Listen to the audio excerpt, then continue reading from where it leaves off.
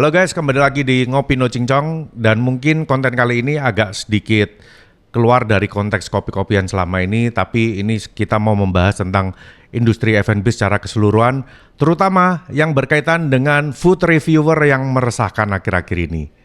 So sekaligus kita juga mau klarifikasi kenapa di tempat kita memasang poster Code Blue dilarang masuk. Code Blue dan sejenisnya terutama ya, dilarang masuk di coffee shop kita. Ini juga yang akan mau kita bahas hari ini. Dan alasan saya kenapa saya memasang poster tersebut. Oke, let's begin the blooming time.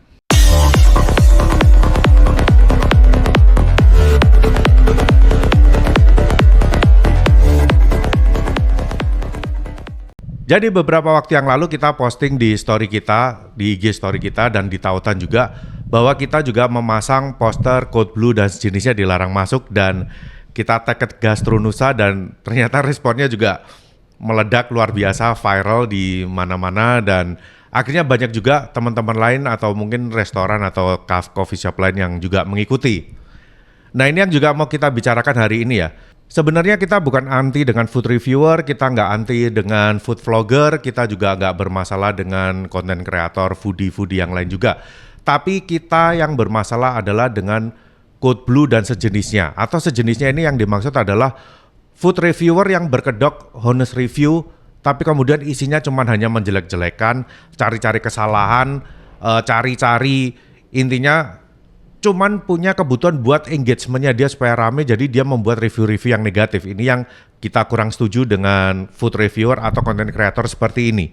Dan buat kita hal ini cukup meresahkan ya, karena ya ini sangat berdampak terhadap kelangsungan industri atau kelangsungan coffee shop, restoran, atau UMKM yang direview tersebut. Jadi bukannya apa ya, bayangin ya kita sebagai pelaku industri, kita sebagai pemilik coffee shop atau kita udah punya restoran, kita membangun selama bertahun-tahun, kita udah ngumpulin modal banyak, yang kita pertaruhkan banyak di situ. Dan kita pun juga berusaha sebaik-baiknya kita memberikan pelayanan, kita berusaha memberikan produk yang terbaik, service yang terbaik juga, semuanya kita pikirkan, mulai dari produk, QC hingga ke promosi semuanya sosmed kita berusaha untuk memberikan yang terbaik. Tapi dengan gampangnya teman-teman dari food reviewer ini ya yang berkedok honest review sekali lagi mencari-cari, wah ini kurang begini nih, kayak mana ininya bla bla bla. Dan itu terus terang kalau saya menonton hal kayak gitu itu bikin saya sakit hati ya. Karena ya bayangin kita bikin usaha aja dengan gampang dijelek-jelekin seperti itu dengan tujuan apa? Dengan tujuan hanya untuk mencari engagement supaya kontennya rame dan viral. Itu aja tujuan mereka.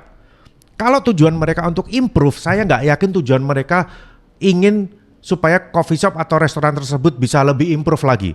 Karena kalau itu jujur dari hati nurani mereka, mereka pengen coffee shop tersebut itu improve, mereka pasti akan langsung sampaikan ke manajemen. Saya sendiri juga pernah mengalami ya. Saya pernah datang ke tempat makan yang saya sering makan di situ. Entah ini di kaki lima atau di restoran. Saya sering makan di situ dan ketika saya menemui hal yang nggak berkenan, saya bisik-bisik, saya kasih tahu pegawainya atau saya kasih tahu ownernya. Bro, ini tadi makanan lu kayaknya agak kurang fresh, lu cek lagi ya seperti itu. Dan mereka pun juga menerima dengan senang hati dan mereka segera melakukan improve. Dan itu yang kalau memang tujuan kita supaya coffee shop itu membenahi atau restoran tersebut bisa berbenah diri, itu yang harusnya dilakukan. Bukan dengan cara diviralkan supaya orang-orang banyak yang ngelihat dan akhirnya tempat tersebut jadi sepi. Sekarang gini aja logikanya, kalau mama kita memposting sesuatu yang negatif, tujuan kita itu untuk apa? Tujuan kita berarti kita pengen orang yang nonton ini supaya tahu apa yang kita alami dan gak sampai terjadi dengan orang yang nonton, jadi jangan datang ke tempat tersebut. Ya itu sama saja matiin usaha tersebut bro. Dan itu buat kita ya, ngapain ada kalian, karena itu gak ngebantu industri ini sama sekali.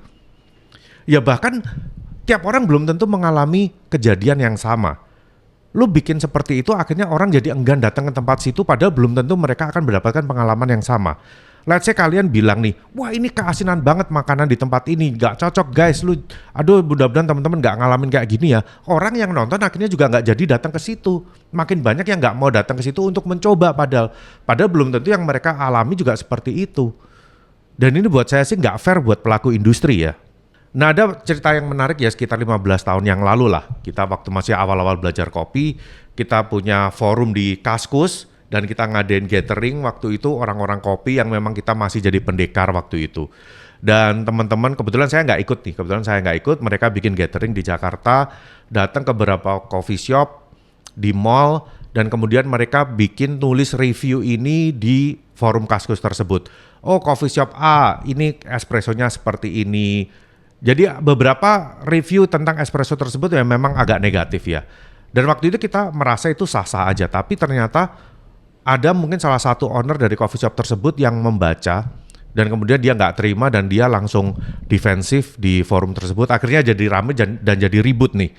Dan akhirnya hal ini bikin kita dan teman-teman pun juga sadar, oh kayaknya kita ngelakuin hal ini kurang etis juga ya, karena kita juga di industri yang sama. Waktu itu saya pun juga udah punya coffee shop dan teman-teman lain juga ada yang punya roastery juga.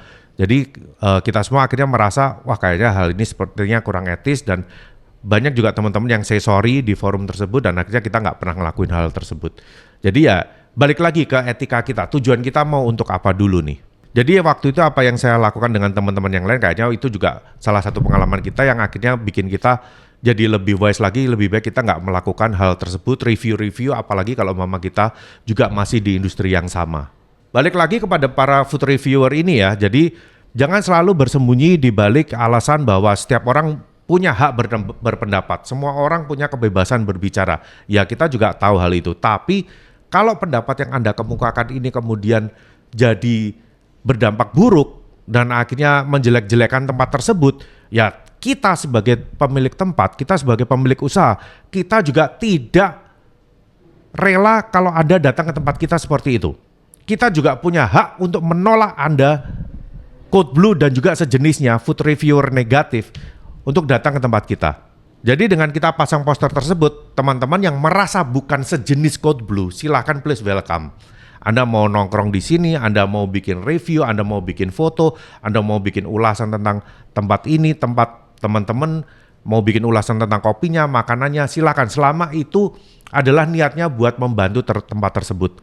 Tapi kalau Anda cuma hanya mencari engagement, mencari-cari kesalahan tempat tersebut, ya lebih baik nggak usah datang ke sini.